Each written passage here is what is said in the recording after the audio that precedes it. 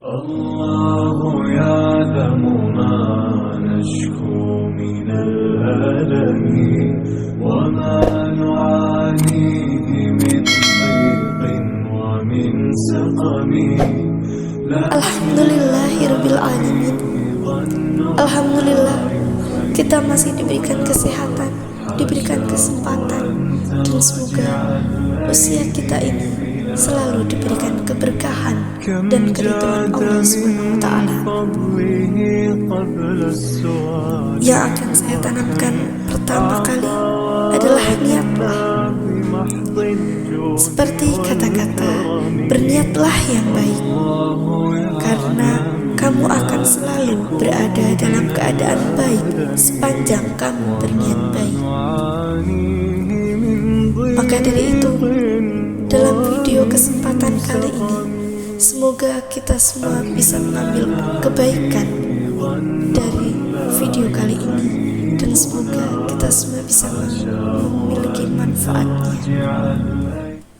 Salam sejahtera bagi kita semua. Teman-teman semua, semoga kita selalu dalam keadaan sehat walafiat dan selalu diberi kebahagiaan. Tentu saja, untuk bahagia tidak cukup dengan kita memberikan senyuman, akan tetapi bahagia itu kita yang menciptakan dari dalam hati kita dan juga kita bisa mengekspresikannya.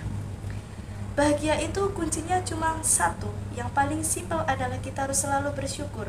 Karena apa? Dengan syukur kita bisa menjalani hidup dengan enjoy. Kita bisa menikmati semua ini dengan lapang dada dan tentunya akan menjalaninya dengan senang hati. Apabila orang yang tidak bersyukur, pasti hatinya akan merasa resah. Namun sebelum bersyukur, kita harus tetap juga untuk berusaha. Karena dengan usaha yang semaksimal mungkin, kita akan mendapatkan hasil yang sesuai dengan keridhaan Allah. Sehingga kunci kita adalah bersyukur. Semisal ada orang yang pekerjaannya ibu rumah tangga dengan pekerjaan orang yang dinas di perkantoran.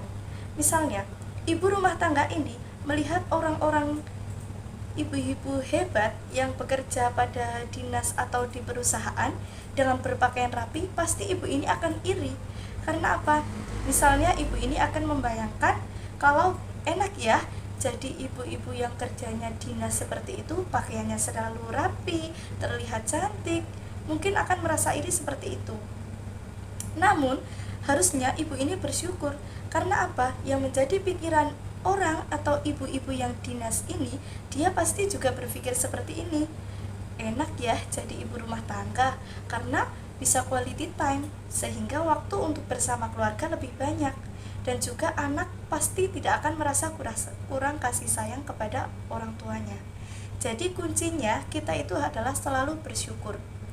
Nah, supaya hidup kita juga enjoy menjalaninya, kita juga harus berpegang teguh pada suatu keyakinan.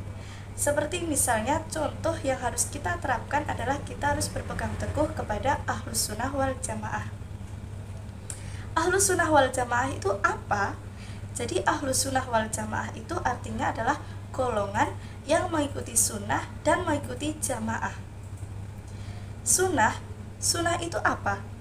Sunnah adalah suatu kegiatan yang dilakukan oleh Rasul. Jadi kita harus mengikuti sunnah Rasul atau serangkaian kegiatan oleh Rasul. Nah, ada juga hadis yang mengatakan, siapa yang hidup di sepeninggalku, maka akan terjadi banyak perpecahan. Jadi ketika itu ada banyak perpecahan, ada banyak perbedaan pendapat, ada juga terjadi beberapa seperti pemberontakan. Di umat Islam sebelum kemerdekaan itu, mereka menganut satu paham atau mereka semuanya Syafi'iyah. Jadi mereka Syafi'iyah dan juga akidahnya adalah Asy'ariyah. Pada saat itu mereka tidak bingung karena menganut satu visi misi dan juga satu aliran. Akan tetapi menjelang kemerdekaan muncul beberapa aliran. Jadi pada saat itu Wahabi masuk, Syiah masuk, ada juga aliran kejawen atau kebatinan. Jadi saat itu dulu itu muncul berdatangan itu menjelang kemerdekaan.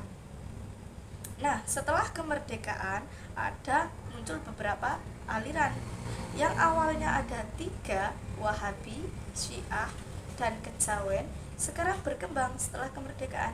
Kira-kira ada berapa? 3 itu menjadi berapa berkembangnya? 30 kah? Tidak. 300 kah? Tidak. Akan tetapi berkembang menjadi sekitar 3.000 aliran. Jadi sekitar 3.000 aliran ini mulai berkembang di Indonesia, dan semua itu menjadi beberapa orang menjadi merasa bingung karena banyaknya aliran-aliran ini. Namun di dalam hadis disebutkan, berpeganglah kepada sunnahku dan juga sunnah khulafaur rasyidin. Golongan orang yang berpegang teguh dengan sunnah Nabi dan sunnah khulafaur rasyidin ini namanya adalah ahlus sunnah wal jamaah.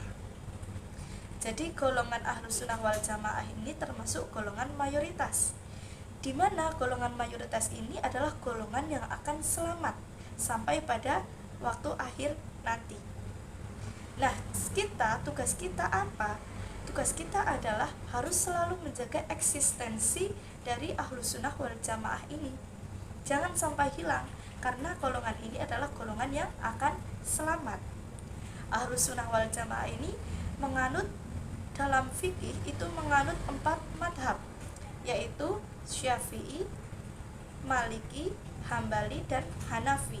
Itu 4 madhab di dalam fikih.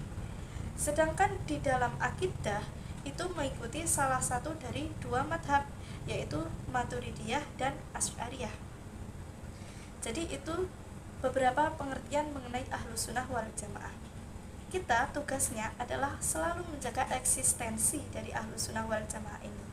Jangan sampai kita lalai, dan kita harus selalu menanamkan keyakinan kita kepada Allah Subhanahu wa taala. Semoga kita semua selalu dalam keadaan beriman kepada Allah. Saya memohon maaf apabila terjadi banyak kesalahan, dan semoga kita semua bisa mengambil hikmahnya. Wassalamualaikum warahmatullahi wabarakatuh.